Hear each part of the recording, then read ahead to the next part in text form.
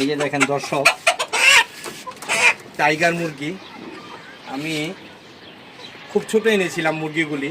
দেখেন এক একটা এখনই ওজন হবে 4 থেকে 4.5, জানি না আপনাদের, কিন্তু এই মুরগিগুলির ওজন অনেক হয়। তো মুরগিগুলি বেশ ভালো লাগে আমার কাছে। মুরগিগুলি আমি পালন করি, আমার কাছে এখনও টাইগার মুরগি 4টা আছে।